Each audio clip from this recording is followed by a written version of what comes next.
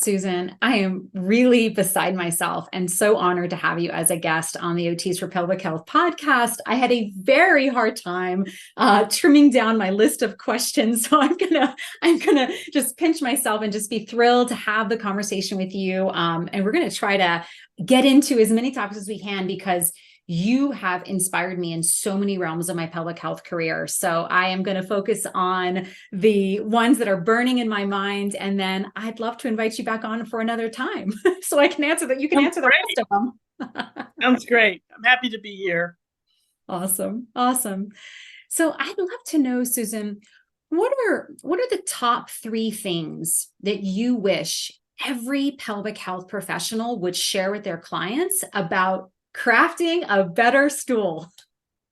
It's a kind of a funny thing that came to be like a hashtag. Yes. Just something that I started saying about 5 or 6 years ago, and when I was teaching GI courses live, and even still live online. And I even had somebody create a little logo of the emoji stool on a like a craft table. So it was kind of funny. But anyway, yes, that's a great question because people are like, craft a better stool. What does that mean? What do I do? And so the three things that come to mind when I talk about that are the things that we can empower our clients to do almost immediately. And it kind of falls under the umbrella, two of them fall under the umbrella of how we eat is probably as important, if not more important, than what we eat. So before we go start pulling things out of people's diets and changing things and doing things, if we could get people to just chew their food, that can go a long way to changing the outputs and functions of the entire GI tract from the mouth all the way to the back passage. They did some studies looking at people chewing almonds, and they knew that the people who chewed the almonds 5 times were going to be worse off than the people who chewed them 20 times. They just went in there with that inherent bias. And the studies showed that, yes, 20 chews is far superior over 5 as far as outputs and all of the things that they were looking at that light up all the way down the GI system. What they didn't expect was how much better it would look with 40 chews. And it looked so much better with 40 chews that they had to make the recommendation that if you're going to get everything you want to get out of that almond, you got to chew it 40 times, which is crazy if you think about it. And here's the thing, though. So people have kind of taken it and said, just grind your stuff up. And it's not the food that's ground up. It's the act of chewing that there's a reason we have a mouthful of teeth. It's not because we can't pulverize our food. It's we don't take the time to do it. And so pulverizing our food ahead of time doesn't help. So I'm not going to say anything. I mean, I have a smoothie. I have no problem with people having a smoothie. Just don't make your entire diet based on, processed, pulverized, or liquefied food, unless you have a reason for that to happen. So, but take the time to chew your food. And most of us don't. We eat quickly, we eat fast. I've had people do this challenge thousands of times. And the things that I hear back from people are, I chew my food really angrily, or I'm already have something ready to go in my mouth before I've even chewed things up.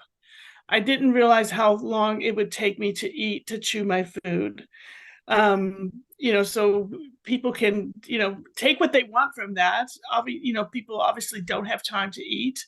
My thing is that you've got to find the time to eat. It's too important not to, and especially if somebody's dealing with GI problems. The biggest issue of finding the time to eat is imperative, because that also means that you're also stressing yourself out so bad that you're not going to be able to process the food, even if you are eating it and not paying attention to it. And that's going to be a huge problem. So finding the time, take the time to chew your food is really like number one. If people could do that, let's see what happens. A lot of times people come back and it's like a miracle. It's helped my bloating. It's helped my gas. Because if you're inhaling your food, you're swallowing all kinds of air, which makes bloating and distension a little bit worse. But the biggest thing is that people just calm down, slow down when they do that. And that just brings the parasympathetic system on, and it invites the GI system to be able to be, to do its job. When we're sitting, running down the house and running through the car and running to the next client and not taking time to chew our food, then we're telling the GI system it doesn't matter. We're not giving you the right environment in order to process this. And so the GI system says, well, then we're just not going to process it.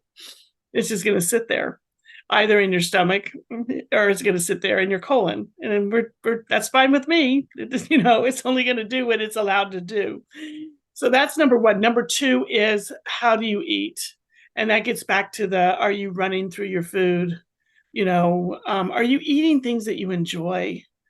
I think a lot of people look at nutritional changes, dietary changes, and they look at it in such a negative way, and they use the word decision rather than choice. And that decision closes off any aspect of possibility. And so instead of eliminating something, what can we replace this with? So I know the big one, like they talk about, is like, dairy. What can we replace dairy with? Well, break it all the way down to, what can you replace your glass of milk with? Have you tried the various milks out there, that are plant-based versus, cow or animal-based milks, and, get them to kind of understand that it's not that we don't want you to drink this. We want you to drink a different type that's going to do something a little bit better for you. What can you replace the cheese with? What can you replace the butter with? What can you replace these things that are like the processed foods? What can you replace those with? Can you find a better, healthier processed food to do that doesn't have casein and whey in it?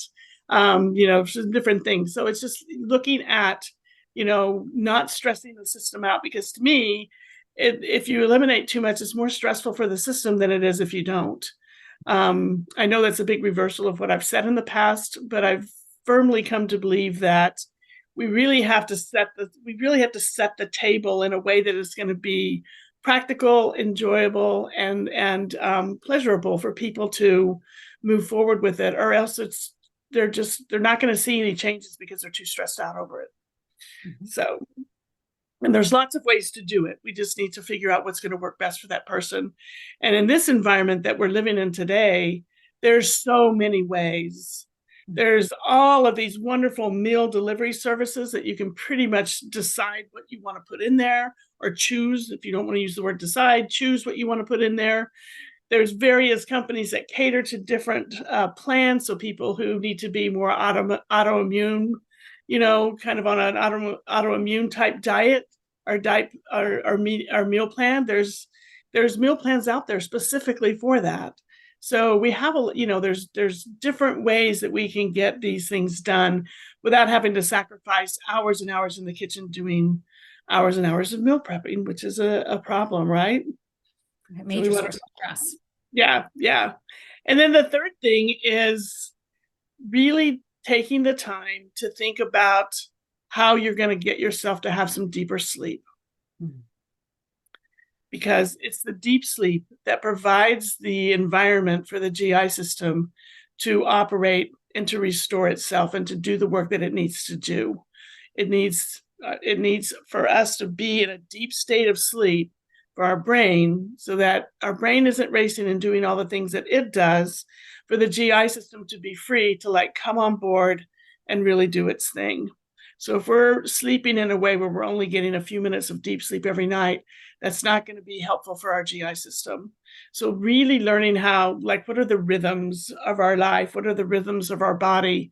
But generally with people, my goal is to get them to understand that if they can capture that time between 10 p.m. and 2 a.m., really closer from 10 p.m. to 12 a.m.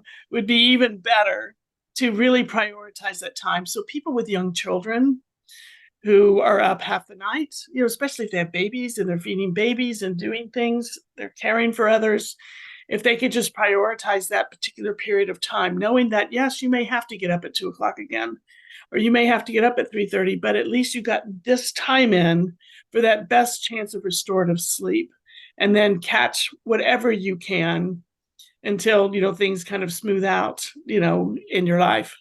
And, and that, children it seems like a long time when they're young, but when you look back at it, it's a blink of the eye. But really just if this is all you can get, can we get it during this time? Mm-hmm. And when people understand how that works, that's the time that human growth hormone drops in. And that's why we have problems with people who travel across time zones with constipation, traveler's constipation. And it doesn't even matter if it's like 1 hour sometimes or 2 hours, like just going across the United States, because 10 o'clock in the Eastern time zone is, 7 o'clock in the Pacific time zone. So if people find themselves suddenly transported 3 hours later, how are they going to get where? First of all, it takes a couple of days to know that you're safe, so your brain will go to sleep. Because usually when we travel a hotel room, our brain's only half our brain is asleep. That first night, everybody says the first night's the worst night. And after that, it gets better, right? Once we realize, okay, this is all right. But when you do that and then you add the time zone on top of it, then you're really, your circadian rhythms are turned upside down. And that's why we encourage people to try to get onto that time zone as best as they possibly can, just to help that out so that they can recover, easier and become more resilient. And then the same thing when they get home, to try to work yourself towards your time zone as soon as you can so that you can get back into the rhythm of what that time zone is. And for people who travel back and forth a lot across time zones, I usually will ask them to fast so that they can just take their GI system offline, especially if they're traveling overnight. But I know that it works going the other way towards Asia and the Pacific Basin and places like that. So those are the three things: sleep, eat, sleep, chew your food, and pay attention to what you're eating and really find a way to make it as enjoyable as possible. What I just love that you shared with us is it's just so profoundly simple. And I really believe the best do the basics better. And when it comes to GI health, which, I really think of you as the queen in that department, to me, it's like, what comes to mind is the phrase, the mindfulness of the mundane, really being present. And when we chew our food, when we chew that almond 40 times, it's requiring us to really be aware. And, I lived in New York City, had my private practice there, and that energy and that hustle and bustle, it's really hard to put that down. I would say it's just now that I've been out of New York City for 4 years that I'm really starting to feel energetically my body recognize that I don't have to operate at that level. And so whether you're in New York City or not, slowing down and paying attention to the fact that this is an activity of rest. This is actually something that's supposed to be pleasurable and enjoyable, gets that message to that GI system, and also really helps our nervous system to get back on board. And even if that's the one moment a day that you allocate yourself to kind of reset, I find that the rest of my day, it just goes into a different trajectory had I not. So thank you for sharing those 3 tips with us. And I just love how powerfully simple they are. We don't need the bells and whistles. We don't need all the magic tricks. We just need someone to kind of sit and look at us from across the way, really building that rapport and saying, let's try these things. Yep. We overcomplicate everything. And I know in pelvic health, everything gets very overcomplicated. And most of the time, we can get to the foundations of people's health. We can correct a lot of things that are going on, and it makes the rest of the stuff we do that much easier and that much more effective. I love that. Yeah, it was so beautifully said. So I'd love to talk with you a little bit now about something that really inspired me when I listened to you on Lynn Schulte's Healing Birth podcast, which was really about that inner critic, that imposter syndrome voice. I talk a lot about that not only during my OT Pioneers, which is my foundational course for OTs who want to get into pelvic health, but also I think it was episode 53 here on this podcast where I talked extensively about it. So it's something that comes up a lot. And I love addressing it because I think it's often that thing that once we can kind of see that many of us experience it, it helps us get to the other side of it. And I learned so much by listening to your perspective. And I'd love to know, with your work using positive intelligence, which I've heard you describe as mental fitness, which I just love. What would you say to pelvic health OTs listening to this podcast who are really struggling with their inner critic? Wonderful. First of all, the one thing to understand is all of us have a judge and a whole set of saboteurs that live in our sympathetic brain. For better or for worse, that's where they live. Their job is to take care of us, to keep us safe. It allows us to get through childhood. It helps us navigate the ways that we need to navigate in order to get through childhood. Once we reach adulthood, though, we don't need that anymore.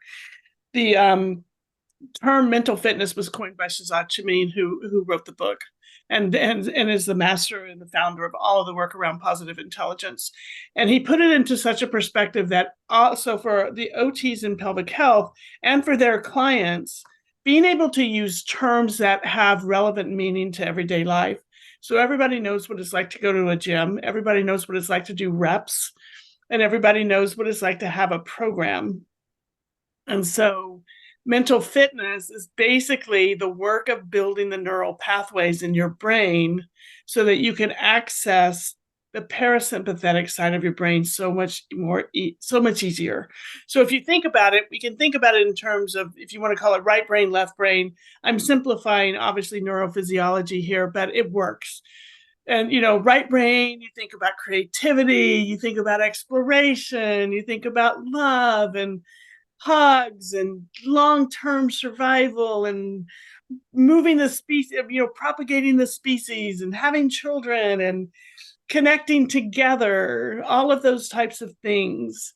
And then you look at the left side of the brain and it's data computation and, things that are linear and and stuff that has to happen. And, the heart needs to keep beating and the lungs need to keep breathing, the mechanical pieces behind it and not the, what a lovely deep breath. And I have to just sigh when I think about something so beautiful.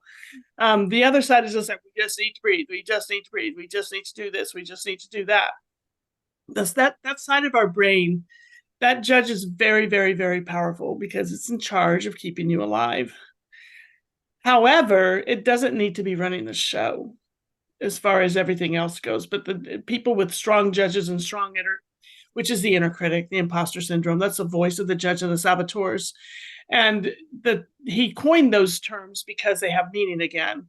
Judge is judgment of self, judgment of others, and judgment of the situation. It is the opposite of discernment, which is, what is this? What is this, a good problem or a bad problem? There's always a gift. And in any kind of situation we're in, we may not see it at the moment, but there's always a gift. Always a gift. The judge can't see that. The judge doesn't want you to see that. The judge wants to run the show. And here's how simple it can get. And this really helps people kind of understand.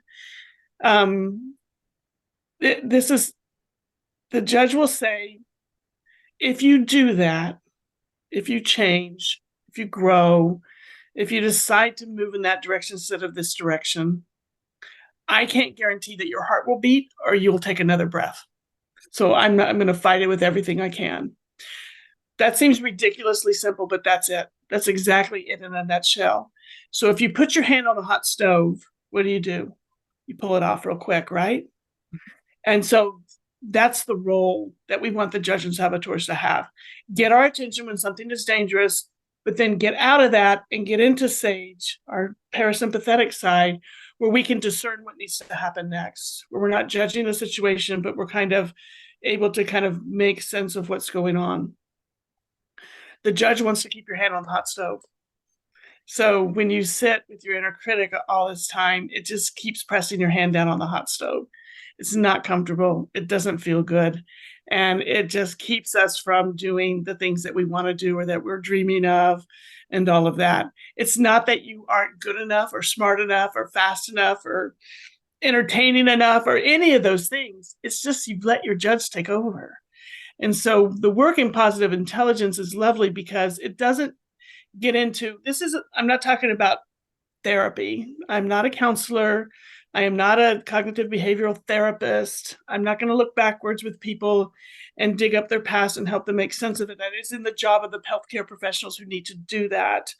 But we can intercept our judge and saboteurs, call them out for who they are, and do mindful activities to help us build that neural pathway over to our sage brain. So this is where it gets into like how you eat is more important than what you eat.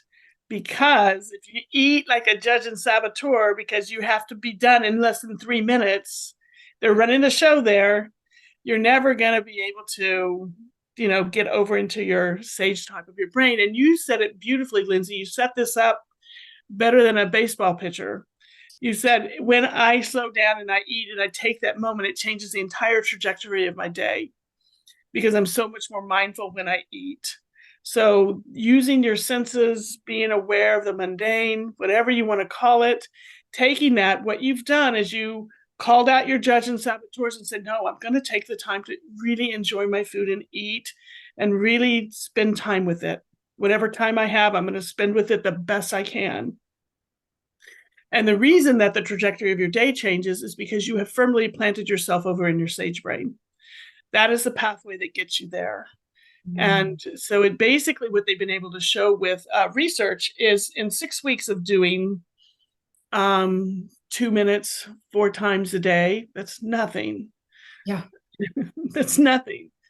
In 6 weeks, we can build neural pathways, and they've shown it on MRI, and the neural pathway basically goes to the mid prefrontal cortex, which is where our sage brain actually lives and where we have access to things like serotonin.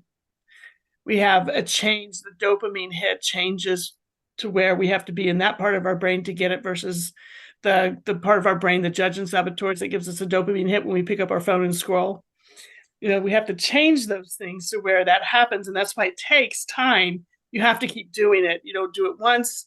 You don't do it twice. You have to do it over and over again. There's reps that need to happen. The more reps of this stuff you do, the quicker you're going to build that neural pathway, and then you're going to really build it. So I liken it to a highway versus a dirt road out back. The dirt road out back, there's a pathway to get there, but it's not well known. It's covered with brush and shrub, and we have to fight our way over there. So doing this work helps us begin to clear that pathway, build it up, put stones along it so it's clearly seen, begin to pave it, be able to move with a bicycle over it now, and then eventually a car. And now we really have a speedy way to get from one end to the other, and we can become much more resilient that way. So we all have that judge. That's what I want every OT listening to this in pelvic health to know. You're not alone. Everybody has one. Some are just louder than others. And you can actually learn to quiet yours by calling it out. Pick a mindful exercise, whatever it is you want to do. Rubbing the tips of 2 fingers together with such attention that you feel every ridge, that you feel the texture and the temperature of your skin, that you can really, really, really feel all the differences in the contours. Something as simple as that. Or look at a flower with such attention that you see all the shading and the intricacy and the edges of the flower and how it looks and how it responds to light. And if there may be a drop of rain on there, and how does that look and glisten? I mean, stop and smell the roses. It's like, there's a reason humans have been saying this for a very long time. What positive intelligence does is puts it in a framework that makes it usable and plants an operations process in your head. Mm-hmm. So it helps you build the habit. It helps you build the pathway. It helps you build the stuff so that you can begin to grow from that.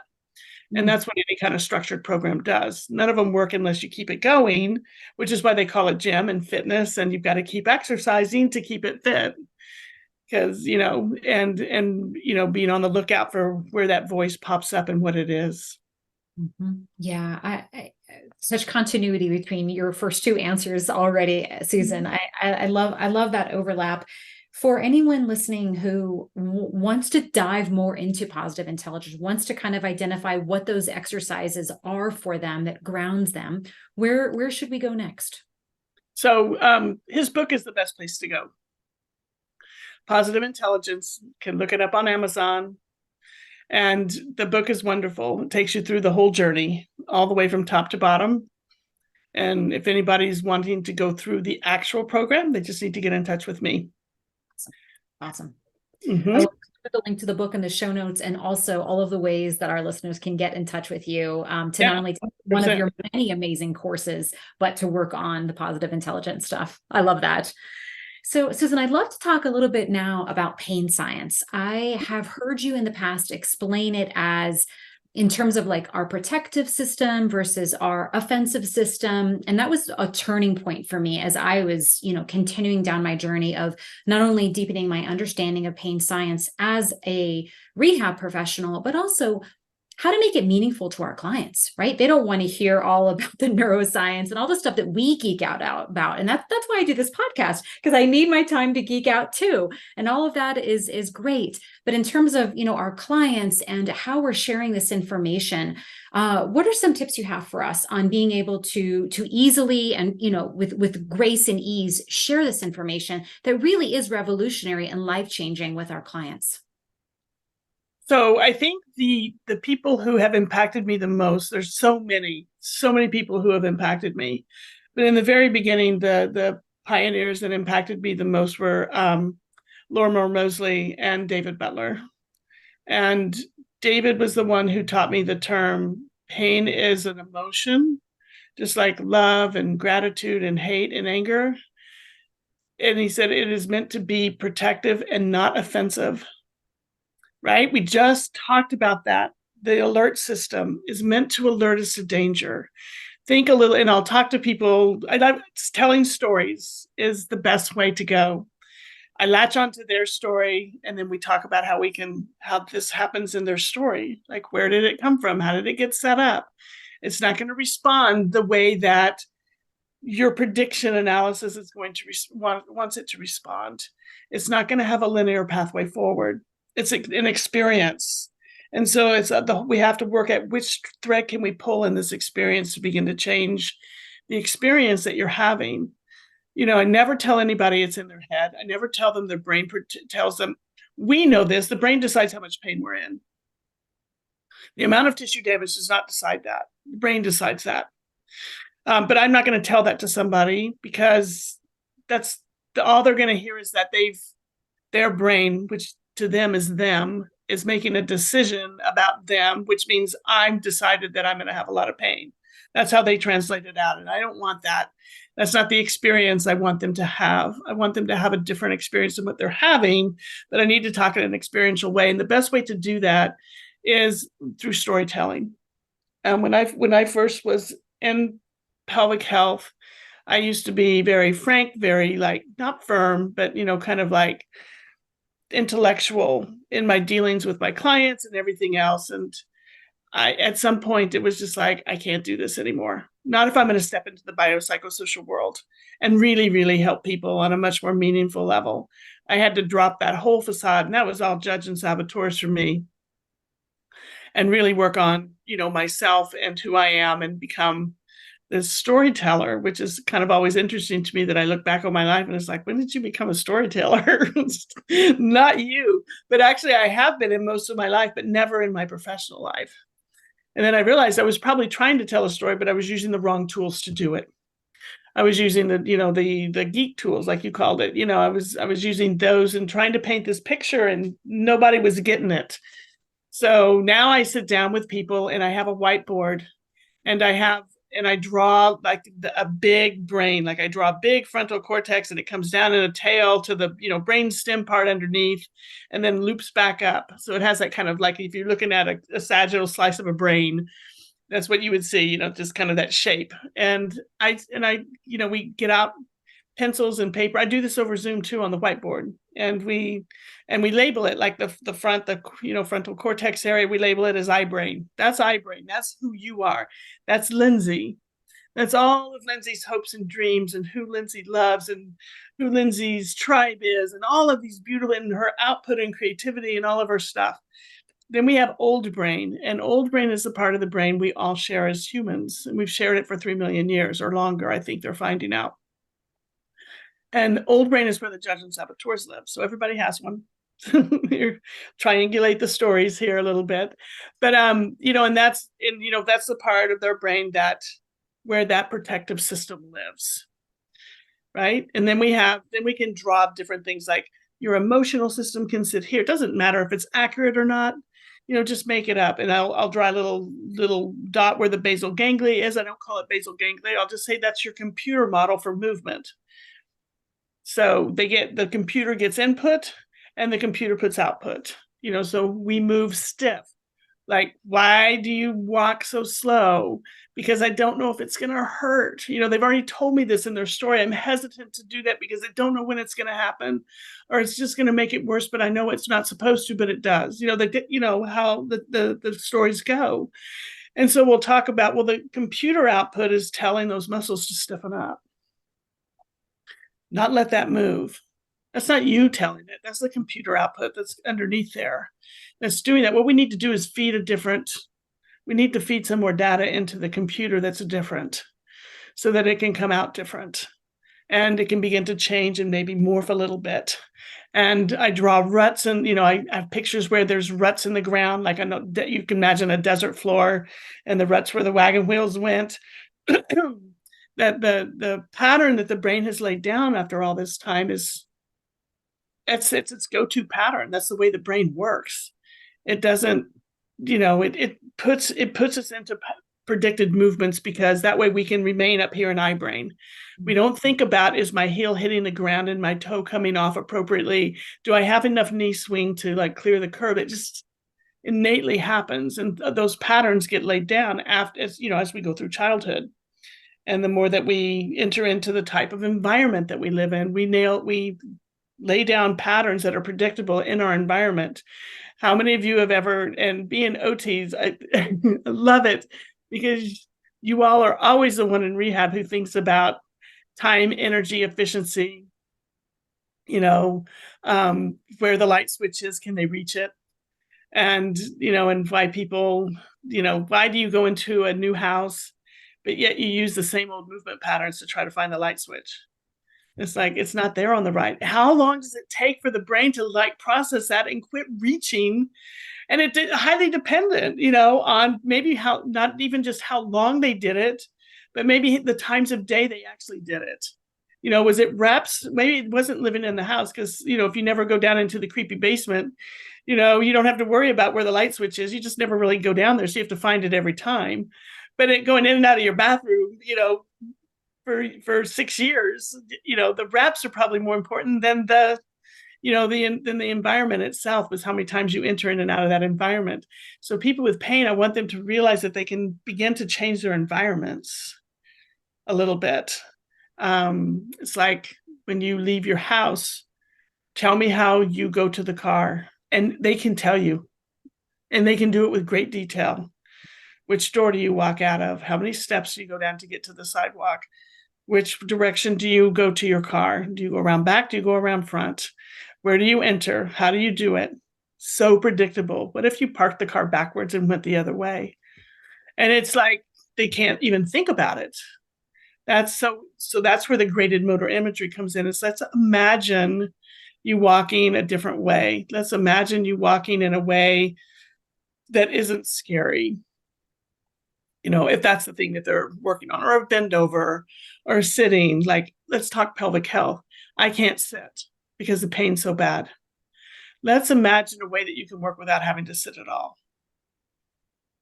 Or how could you work in a seated position, but not really be sitting on your pelvis, sitting right onto the part that hurts? Can we come up with some ways, and all of a sudden it begins to open up a little creativity. Can you sit on a different chair? Tell me which chairs are threatening to you. What do you think about? And oftentimes it's the anticipation of versus the reality. So, and that's a bit hard for people to get a hold of, but when they can start realizing that the shortness of breath or the little bit of panic or anxiety or whatever it may be that's happening comes on even with thought, then they can work in that arena before they actually work in the physical arena. And then we talk about the computer and how this is going to change the input and the output a little bit.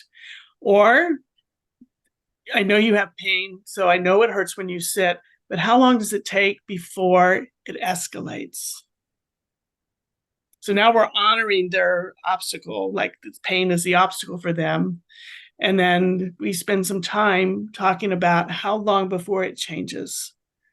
And for some people, it may be 5 minutes. For others, it may be 30. I don't know. It's very, and it varies time of day.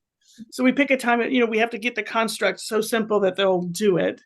But then my thing will be is like, all right, if you sit for 30 minutes and it starts to hurt, what's a reasonable amount of time for you to get up and move before that 30 minutes?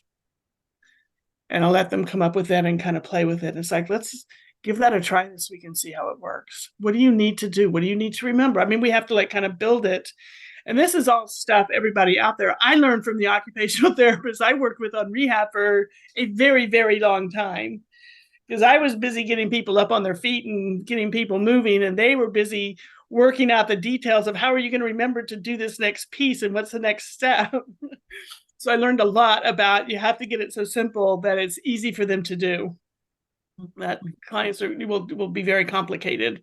And when we can really get them to start to make some small changes and begin to like do some things differently than they've ever done before and take the threat away, we can help them learn to paint a different picture.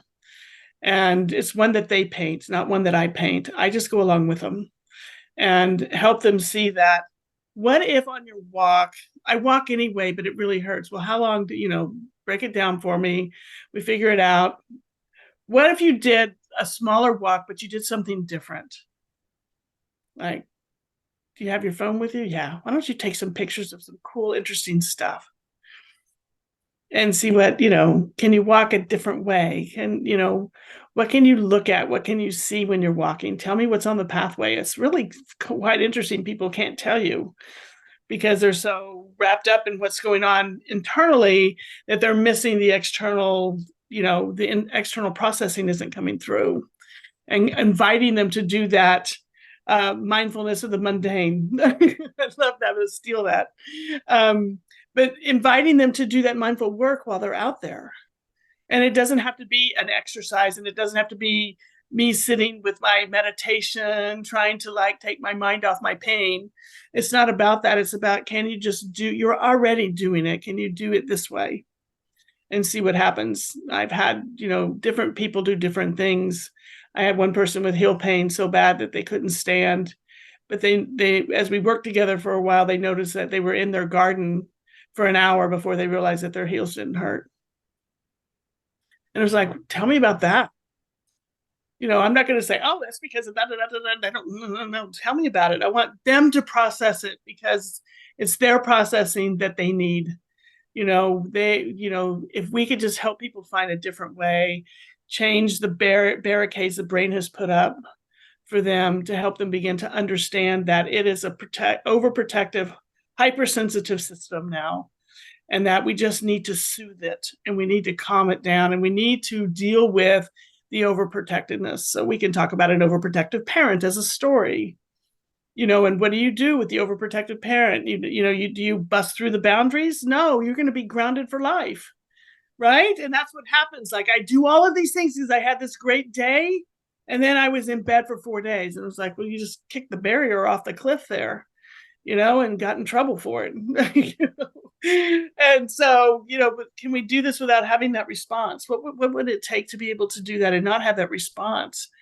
But those old patterns, I should be able to do this. I should, so it's kind of like the games that, that part of their brain plays with them, comes up and does all of that. And then, of course, they feel badly because, the output is pain for them. And then they feel lost and they don't feel like anything is ever going to change. And so keeping it within the idea of the context of storytelling and really talking about that protective versus, the protective side of there, not the offensive side.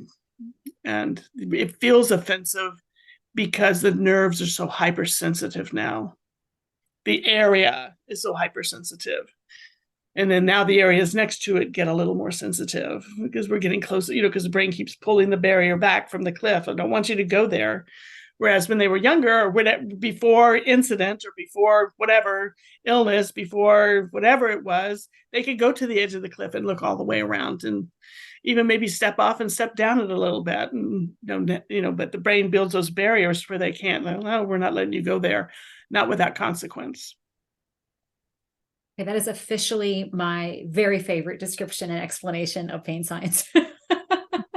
And what I really also heard, and again, so much of our conversation kind of is coming back to this theme, which is just so perfect for pelvic health and really for your life's work, Susan, is that the clients really know what they need. And I think by us therapeutically holding space, by asking some of these questions, and for me, it was really learning to allow awkward pauses to be there. I felt like as the professional, I was supposed to fill in the gaps and not let there be much silence. And it was a learning trajectory for me to go, let's just sit and think about this together. Let's problem solve this, very much like what you just explained there in such a beautiful way. And again, the simplicity of which you explained what we know to be one of the most complex neurological systems going on is really beautiful. So thank you for that. I love it. You're welcome. You're welcome. I think, again, try not to overcomplicate things. Make it as simple as possible. One of the things anybody out there listening can do, I'll tell you what changed it for me, was I had somebody challenge me to ask my clients at the end of a session what their take-home points were. And I was beyond floored. I was aghast at what they were saying to me. I just spent an hour in there being the most brilliant person I can be, and you didn't hear a word I said. This is what you're taking home, like some obscure thing. It was like, no wonder you're not doing your home exercise program. You didn't even hear me. And then, back up into the literature, as much as we would love to think that we're so awesome that every word out of our mouth will be revered like the word from above, people are only going to hear about 15% of what you say, and they're only going to take home about 10% in the long run, if you're lucky.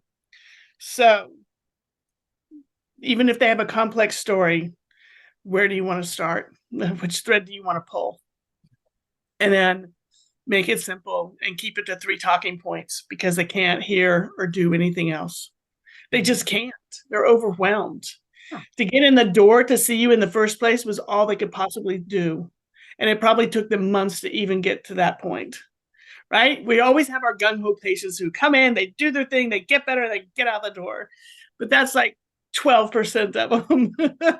The rest, and even the ones who are so super aware, oh, I need to do this, I need to have this, still they can't hear it, they can't do it, they can't think about it. So we have to kind of break it down to that simple stuff so they can get some wins. Once they start getting some wins, then they can kind of get moving forward. Many of my clients will tell me, that's not enough for me to do. That's not going to change anything. And my thing back to them is like, open that door over there and swing it back and forth a little bit. Mm-hmm. And they kind of look at me strange. I said, you knew I was going to be different. Just do it. And so they do. And I'll say, those small little hinges over there swinging that big door. Let's keep the steps little. And they're kind of like, oh. And I said, and what's interesting is, if it's a hinge that's a problem, what do? We take off the whole door. Yeah. So, to fix the hinge, to oil the hinge, we don't need to do that. We don't need to move the whole door off to take care of a small piece. But small pieces are important, and they need to have them. But that helps, when I kind of give them some good metaphors to think about. I really appreciate you bringing that up, because, when my private practice is in New York City, and even when it was in Paris, there's a lot of type A personalities in these big cities. It was the bulk of my clientele. And so, I specialized in seeing birthing people, especially postpartum. And when I would say to them, and I would just look at them when we were getting to the point where, explaining the home exercise program and what that would look like, I would just look them in the eye and say, about how much time do you think And when they would pause and wasn't sure what to say, oh, I'm that overachiever, I probably need to do 2 hours a day. I go, a lot of my clients actually, we're building this in throughout the day. And sometimes it's just as little as 10 minutes. We're going to talk about how to unload the dishwasher, how to pick up the baby, how to go up those 3 flights of stairs in your walk-up apartment, the very basic things that you're already doing every single day. And we're going to do it in this really mindful way. And you would just the amount of pressure that they just thought, oh, this isn't one more thing you're asking me to do. I can fit this in with what I'm already doing. So that was my experience. But what I really appreciate, Susan, in what you explained is, well, what about for those clients that it's the opposite? They actually raise their hand and say, but I came to you for change. Is this going to be enough? Aren't I supposed to do 20,000 new things? And so thank you for bringing that up, because that gives us some good talking points as clinicians for when we're in those situations when we either get the eye rolling or that direct question about if they're doing enough. Mm-hmm. The other metaphor that works really well is New Year's resolutions. So you're telling me what you want as a New Year's resolution. And and I said, how many people actually get those New Year resolutions done? Well, no one. And it's like, because they're too big. Didn't do small steps to get there. I get it that this is your goal, that this is where you want to be. These steps are going to get you there. Yeah. But doing 20,000 of them or 2 hours isn't going to be sustainable enough for you to make it to your goal. So let's reverse engineer it and figure out what are the small things that we can do that'll build up into the bigger things that will actually finally get you there. Mm-hmm. Susan, I'd love to ask you, I guess, a bit more of a personal question. Sure. And it is around, what are some of your favorite nervous system down-regulating activities? What do you do when you need to kind of step more into that sage brain? So 3 things that I do on a regular basis. The first thing that I do is I pay attention and use my positive intelligence repetition work that I do. And it's basically based on the 5 senses. So I'll either pay attention to like a thing of music, and I'll listen for one strand of it, like one instrument, and really amplify that voice, or I'll listen to what's far away or what's close, or I'll look at something with such attention and detail. Then I'll fade that out and pay attention to my breathing. There's a lot of those things that go on. I do my positive intelligence work reps. It's important for me. The reason that I like those so much is because I can access them in the moment. So like before coming onto this podcast, rubbing my hands together and doing my PQ reps and some things just to kind of like get me grounded and bring me into sage and quiet down my judge and saboteurs that I'm going to blow it, and like get them to be quiet so that I can move forward. The next one is cyclical breathing, and it's basically termed 4 to 6. So it's 4 seconds inhale, 6 seconds exhale, as kind of a primer for everybody. You can set it up on your mindfulness app, whatever happy app you have. There's so many out there. But basically you can even find it on YouTube. I'll shoot you some links that you can put into the show notes for everybody for those who just want to pull up YouTube and do it. But basically they've done research on box breathing, they've done research on cyclical breathing, and then they've done research on longer inhales and size for exhales. And the cyclical breathing at the 4 to 6 ratio around that is the one that's far superior for regulating the nervous system. So start off with 2. When 2 is easy, then you go to 3 minutes, and you go to 4 minutes, you can go to 5 minutes. 5 minutes, according to the heart rate variability specialist, seems to be a good number to reach and get to if you can do that daily. But you can do it more. It's just that the problem is most people get distracted with it. So it needs to be paced by some external means. Many people will tell me, oh, I can just do it by myself. And it's like, our brain won't do that. Our brain is going to run away. It's going to get lost for a long time doing something else, and you'll come back to it. It's okay. That's normal. So for the cyclical breathing, we need to have an external stimulus. something to say, something, a ding, a dong, a sound, something that'll remind you to breathe in and remind you to breathe out, and will keep you focused on the activity, which is why most people can't do it for 2 minutes without losing focus. And it's okay. I don't expect you to do it for 5 minutes without losing focus. Just know that the sounds are going to bring you there, and just come straight back to it. It works. Beautiful. And then the third thing that I do is I do a meditation practice in the morning first thing. And that's my quiet time. I love it. It helps me, it grounds me, and then I go right into my PQ reps, because it's the mindfulness work is part of it. I do that because it just has been very beneficial for me, and it does set the tone of the day for me. It helps me kind of like knock off the other stuff from the noise around me, because I tend to wake up with my my hyperachiever saboteur wanting to run the show. Still is kind of loud, but I can knock the voice down. Meditation is fantastic. It's so good for your body and your soul and everything else. The only reason that I added positive intelligence to it was because I couldn't access the meditative. I couldn't access it in the moment. When when something happens and I end up being deep in conflict, I need positive intelligence right then and right there, because I can do it while I'm in the middle of it. I can take a 2-minute break from somebody and come back. Everybody, if we split with conflict, you come back, everybody always comes back a little bit different. I can, trigger my sage powers and do the yes and. Everybody's 10% right, even though it's still hard for me to imagine that with some people, but everybody's 10% right. So these things, these have been tools that have helped me. And then, doing the coaching work is, like you were talking about, is so important. Just learning how to pause, and being disciplined enough to remind myself that my story doesn't matter. It's their story that matters right now.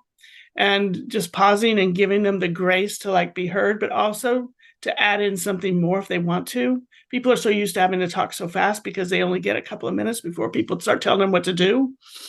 So those are the things that I do. Thank you for sharing that with us. You're welcome. What pelvic health topics are lighting you up these days? So that's a great question. I'm really being lit up way more by nervous system, the role of the nervous system in pelvic health. And that's a broad one, because it's underlying everything. But I think all the things we know and we do about GI health, you've got to do something about the nervous system. You can't ignore the lifestyle factors, particularly around the nervous system. It runs everything. I'm fascinated with the way GI dysfunction arises after illnesses, injuries, and/or major life events. I'm fascinated with how the GI system responds to things like a near-death experience, and how that shuts down, and people get terribly constipated and have sphincters that never relax. I'm fascinated by why that's happening and what we can do about it. And I'm always fascinated by transitions, like peri to post, menopause transition. I love the awareness that's out there on menopause. I don't like the awareness that we have to do something about it in a way that's negative. They're still painting a negative picture around it. Like, oh, they need a fan in their office because they've got the menopause, versus can't we just let people do whatever they want in their office space so that they can be comfortable? Like, what about the guy that's profusely sweating across the hall because he's got some heart issues going on? Right. We're going to draw attention to him needing a fan because he's sweat. I just want to see. My biggest thing is that in menopause, a lot of women are dismissed. That's the biggest thing you hear is, I'm erased, I'm dismissed, my voice doesn't matter. And so my thing is then, well, we just need to get louder. We need to show up. Don't let people dismiss you. Just show up. Let's show up and be there and be part of it. And that will turn the tide faster, I think, than complaining about it. I love that. It's so applicable in so many areas of life. I'm so appreciative of our time together today. I have one last question for you. Sure. What books are you reading these days? Great question. I just bought Peter Attia's Outlive book. I've been fascinated by him and his podcast for a while. He's got great points in there. It's stuff I think a lot of us have been thinking about and listening about, but he talks a lot about blood sugar dysregulation as medicine 3.0 versus medicine 2.0, which is like, now we can kill the cancer. How do we survive? He's like, why did we even get it in the first place? Was it because there was a blood sugar dysregulation going on? What else was going on? Was happening in the nervous system? He paints a nice picture, tells some good stories. They're mostly stories about him, but he tells some good stories. So there's some good nuggets of information. It's really more, I gave it to my husband. I said, this is more for boys than girls. Some of the stuff and the way he writes. And I said, you'll really like it. But I was interested, I wanted to see, because everybody's, jazzing up. He's on every podcast and every newscast these days with it. But I got through rereading the book Why We Sleep and rereading the book Breathe. Again, I just love that stuff. And I handed part of it to my husband, so he'll start using mouth tape at night too. And I have the books. What's out for me right now? I am reading the Girls Gone Strong. They have a course on menopause, and I'm just looking at that.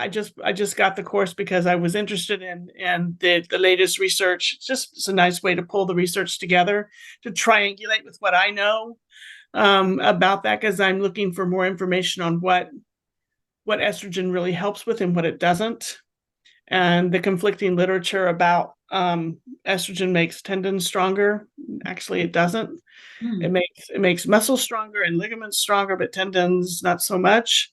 So we end up with pretty friable. That's why we have a lot of tendinopathies in menopause, because you can get the muscles stronger, but you got to think about, it's going to take a little longer to bring that tendon along. And if the muscles get stronger too fast, then we're pulling on a brittle tendon. That maybe not going to, so I'm kind of interested in looking at that, particularly up and around the pelvis, because gluteal tendinopathies seem to be pretty misdiagnosed. And I've seen a number of them come through in pelvic health as like, I have a pelvic floor problem. And it's like, the tendinopathy is what you have. It just happens to be near the area. So the muscles are splinting. The levator ani or the obturatus is splinting to stop, to stop another movement that's being brought on by a tendinopathy. Oh, wow. So yeah, so interesting stuff there. So that's what I'm reading these days. I'm looking for new stuff. So I love that. So I am going to put everything in the show notes that I can. I know that I'm sure all of my listeners know you, but it's just always wonderful to be reminded of how we can continue to learn from you. You are truly a trailblazer for us in pelvic health. And thank you for being so vulnerable and sharing all that you did with us today regarding your own trajectory and in your learning journey and showing up best for your clients. It certainly helps us all continue our own journey. So I'm grateful for all the work you've done. Thank you so much for joining me today, Susan. Thank you very much for having me.